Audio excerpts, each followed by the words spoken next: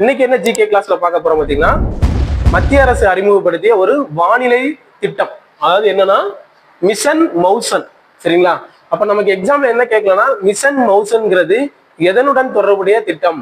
வானிலை அல்லது விவசாயம் அல்லது கல்வி, மருத்துவம், இது சம்பந்தமான எதனுடன் தொடர்புடைய சட்டம், எதனுடைய தொடர்புடைய திட்டம் அப்படின்னு சொல்லி நமக்கு கேட்கலாம். மிஷன் மௌசன்ங்கிறது பாத்தீங்கன்னா வானிலை திட்டம். சரிங்களா? ஓகே. இப்போ இது எப்ப அறிமுகப்படுத்துறாங்கன்னு பாத்தீங்கன்னா, செப்டம்பர் 11, 2024 அறிமுகப்படுத்திருக்காங்க. மத்திய அரசு ஒப்புதல் கொடுத்திருக்காங்க. இதுக்கு எவ்வளவு நிதி ஒதுக்கீடுன்னு பாத்தீங்கன்னா 2000 கோடி. இது எந்த அமைச்சகத்துக்கு கீழே வருதுன்னு பாத்தீங்கன்னா, புவி அறிவியல் அமைச்சகம். சரி, இப்ப இந்த மிஷன் மௌசன் திட்டத்திற்கான தேவை என்ன அப்படின்னு பாத்தீங்கன்னா, இந்தியாவில் நிலவும் காலநிலை தொடர்பான சிக்கலான விஷயங்களை பகுப்பாய்வு செய்ய. சரிங்களா? அடுத்து கணிக்க முடியாமல் போகும் வானிலை மாற்றங்களை சமாளிக்க. அடுத்து அதிதீவிர வானிலை நிகழ்வுகளை முன்கூட்டியே அறிய. இப்ப பாத்தீங்கன்னா நமக்கு இந்தியால ஒவ்வொரு காலகட்டத்துல ஒவ்வொரு ஏரியால புயல்கள்லாம் பாதிக்கப்படுது.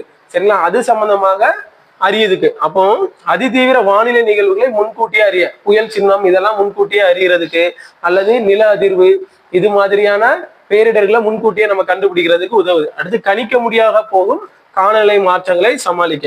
ஓகே, இந்த திட்டத்தை எத்தனை ஆண்டுகள்ல செயல்படுத்துறாங்கன்னு பாத்தீங்கன்னா, அடுத்த 5 ஆண்டுகளில் 2 கட்டங்களாக செயல்படுத்துறாங்க. சரிங்களா? 5 ஆண்டுகளில் 2 கட்டங்களாக இதை செயல்படுத்த போறாங்க. ஓகே, இதுல முதல் கட்டமா இப்ப என்ன இது பண்றாங்கன்னு பாத்தீங்கன்னா, 75 டாப்லர் ரேடார்கள். இது எதுக்குன்னா தீவிர வானிலை நிகழ்வை முன்கூட்டியே கணிக்க. அடுத்து 10 காற்று தகவல் சேகரிப்பு கருவிகள். அதாவது இது எதுக்குன்னா காற்றின் அளவை கணிக்க. அடுத்து 10 கதிர்வீச்சு மானிகள். சரிங்களா? அப்ப இதான் மிஷன் மௌசன்னா. இது ஒரு வானிலை திட்டம். இதுக்கு மத்திய அமைச்சர் எப்போ ஒப்புதல் பார்த்தாங்கன்னா, செப்டம்பர் 11, 2024. எவ்வளவு நிதி ஒதுக்கீடுன்னு பாத்தீங்கன்னா 2000 கோடி. இது எதுக்கு கீழே வருதுன்னு பாத்தீங்கன்னா, புவி அறிவியல் அமைச்சகம். திட்டத்திற்கான தேவைன்னு பாத்தீங்கன்னா, இந்தியாவில் நிலவும் காலநிலை மாற்றம் தொடர்பான சிக்கல் விஷயங்களை பகுப்பாய்வு செய்ய, கணிக்க முடியாமல் போகும் மாற்றங்களை சமாளிக்க.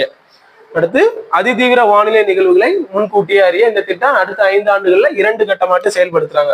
அந்த முதல் கட்டத்துல தான் 75 டாப்லர் ரேடார்கள், 10 காற்று தகவல் சேகரிப்பு கருவிகள், 10 கதிர்வீச்சு மானிகள் இதெல்லாம் இது பண்றாங்க. Okay okay. இது இல்லாம ஒரு திட்டம், பருவமழை திட்டம்.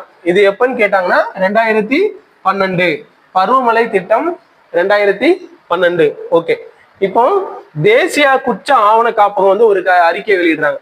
தேசிய குற்ற ஆவண காப்பு அறிக்கை 2022 படி, இந்தியாவில் விபத்தின் காரணமாக ஏற்பட்ட உயிரிழப்புகளில் 35% இயற்கை பேரிடர்களால் ஏற்பட்டவை அப்படின்னு சொல்றாங்க.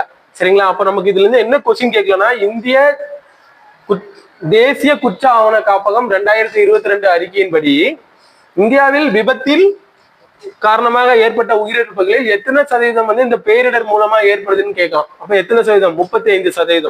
ஓகே, இப்ப என்னன்னா இந்திய வெப்பமண்டல ஆய்வு மையம். சரிங்களா? நமக்கு இது ஒவ்வொரு பல்கலைக்கழகங்கள் எங்க இருக்குது அது சம்பந்தமான ஒரு கொஸ்டின்ஸும் நமக்கு எக்ஸாம்ல கேட்கிறாங்க.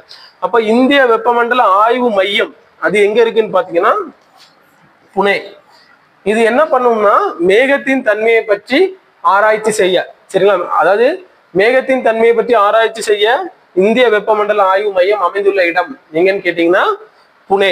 அப்போ பருவமழை திட்டம் 2012, தேசிய குற்ற ஆவண காப்பக அறிக்கை 2022 படி இந்தியாவில விபத்தின் காரணமாக ஏற்பட்டவர்கள் எத்தனை சதவீத இறப்புகள் பேரிடர்களால் ஏற்பட்டவை அப்படின்னு சொல்லி கேட்டீங்கன்னா 35%.